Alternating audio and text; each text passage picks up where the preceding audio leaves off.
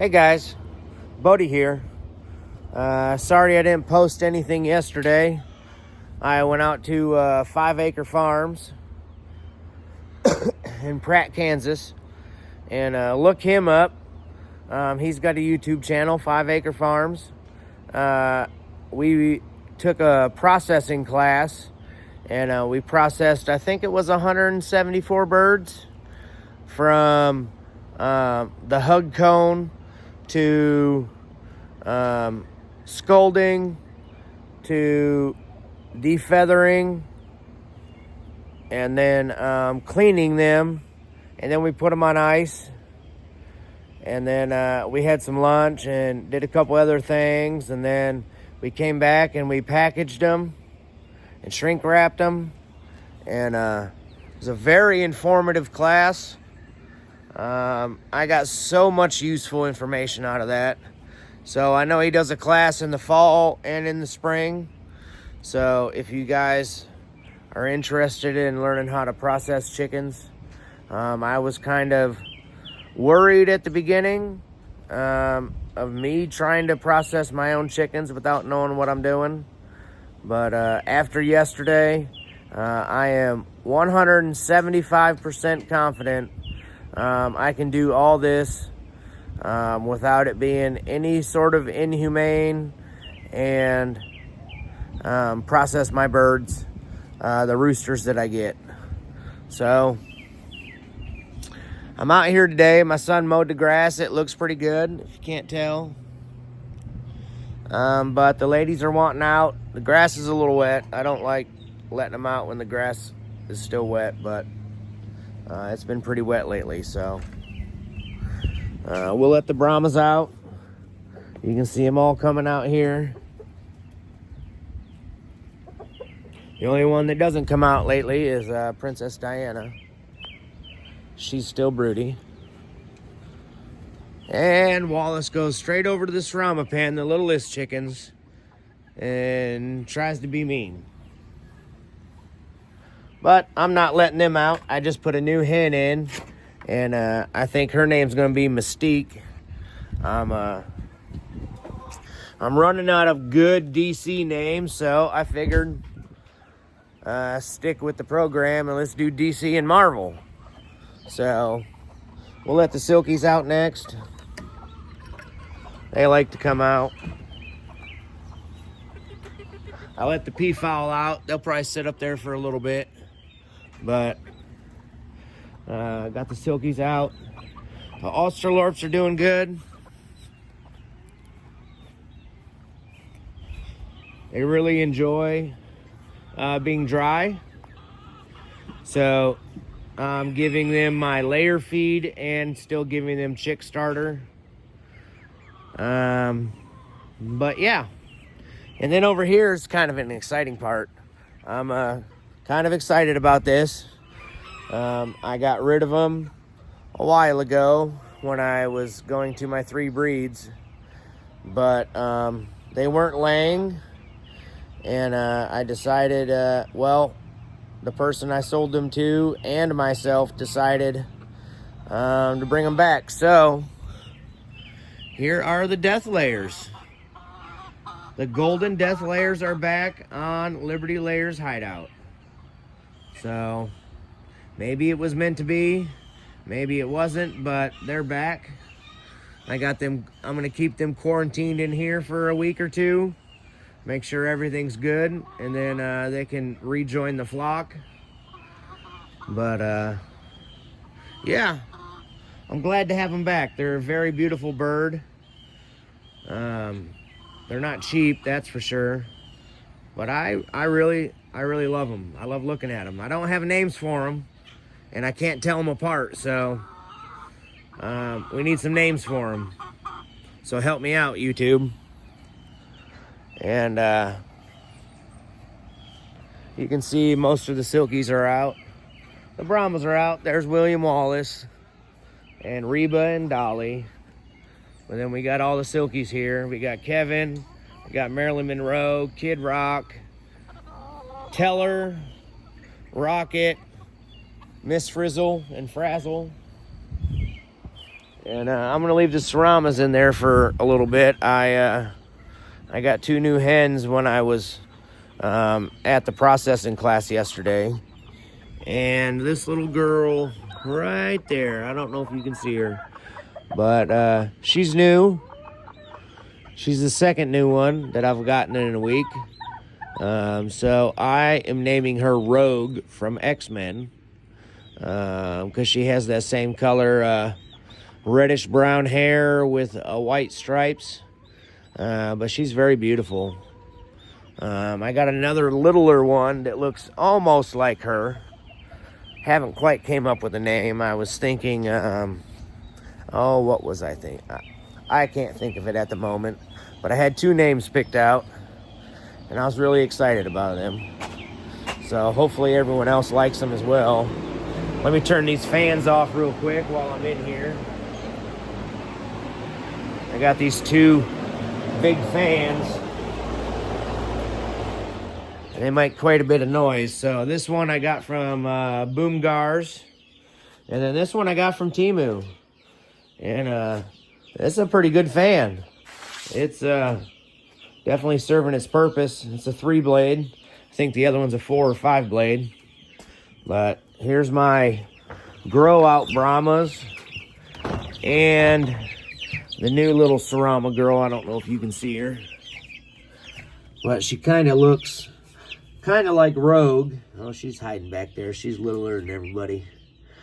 So I had to put my vented tops on the top because they started flying out. So I'm moving my way back here. I made some room when I cleaned the other day. So I got an incubator back here. I got my hatching eggs there. And inside here I've had 9 chicks hatch while I was gone yesterday. I woke up at 4:15 in the morning to drive to Pratt, which was about a 2-hour drive. I had to pick someone up on the way. And I didn't get home till a little after 7 at night. So it was a long day. And here's my Seramas. I got one guy that had splayed legs. He seems to always be flipping on his back. So I just dip his beak in the water a couple times a day. Let him make sure he drinks it down. Dip it again. Let him sit up and drink it. And then I usually keep him by the feed bowl because he's still not walking, but he ends up on his back. You can see he made a little crop circle right there. But these are my Seramas. I only got 3 Seramas in there, and I got 1 silky showgirl that was born at the same time. But these other 2 are pretty cool looking. So moving over, this is my pen. So, well, I have 4 Australorps that aren't mine, but they were smaller and they were getting trampled in the other water trough. So I put them in here with my 3 silky showgirls and my 2 Seramas. So these are the Seramas I'm keeping for my flock. And then over here is the zoo. That's what I like to call it. Look at all them Brahmas. I got from blue partridge, buff, light, lemon pile, black, mottled, porcelain, just every color you can imagine I have in here. So pretty excited about that. But that's what we got going on inside. Oh, I got 2 more. Well, this incubator's not on. I haven't loaded it yet, but this incubator's on. And we're running at 99.6 degrees and 85% humidity. I know a lot of people dry hatch. I like to keep humidity. I think it softens the shell a little bit for when it's time for them to come out. So I like doing that. All right, I'll get my fan turned back on and walk back outside. So that's pretty much it. So again, 5 acre farms. They have all kinds of different breeds of chickens. Probably have hatching eggs. They have golden pheasants. They have quail, Caturnix quail.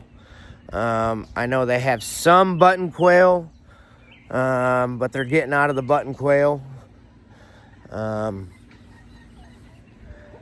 Hogs, steers, longhorns, I believe is what they have. I'm not 100% sure. But they has a great setup out there, Luke and Caitlin. So check their page out. If you ever need any knowledge, Luke is more than happy to tell you the knowledge or show you the knowledge. And if you want to learn how to process chickens, and I was a little worried about processing chickens because I've never done it before. Well, I did it when I was about 8, which is a long time ago. So I took the class. I came home with over an 8-pound bird, which we're pretty happy about. Some gizzards, and it was a great day. It was a long day, but again, I think we processed 174 Cornish cross, and I didn't know they were only 9 weeks old, which was a week older than they need to be, and they were huge. These guys, these Australorps, they're 9 weeks, and I could have put one of these inside the Cornish cross. So, not just showing you how to process, but the different breeds that if you're into trying to raise meat birds to sell them, which ones are the fastest growers and that can make you the most money. So it's definitely well worth the class. I'll probably take it again, to be honest with you. Next year, next spring, I'll take it again just in case I'm a little rusty on what I was doing, because I'm not processing too many birds here. You know, maybe 10 at a time. So that should be easy compared to 174 that we did yesterday. But he went through from day 1 chicks to processing at 8-9 weeks. So check them out. Great people. And they have a lot of knowledge, and they're willing to share it with anybody that wants to listen. So I appreciate your guys' time today. I'll post a few more shorts, but I wanted to get on here and thank Luke and Caitlin out at 5 Acre Farms, Pratt, Kansas, for all their knowledge. They had 2 helpers, Jake and another gentleman, I can't remember his name. TBI kind of messes me up with names. I'm not good with names. Jorge, that's what it was. And Jorge was an expert in rabbits and bees. And Jake's been butchering lots of chickens, processing lots of chickens since he was a kid. He's still kind of a kid, but great, knowledgeable young man. I learned a lot from him, Jorge, Luke, and Caitlin. So everybody out there knew what they were doing, and if you had a question, they were more than happy to answer it or show you and then walk you through the steps. So thank you, 5 Acre Farms, for a wonderful day yesterday. And thank you for the chicken. I look to putting it in the roaster here shortly. All right, thanks, guys. If you would, like and subscribe, Liberty Layers Hideout. Appreciate it.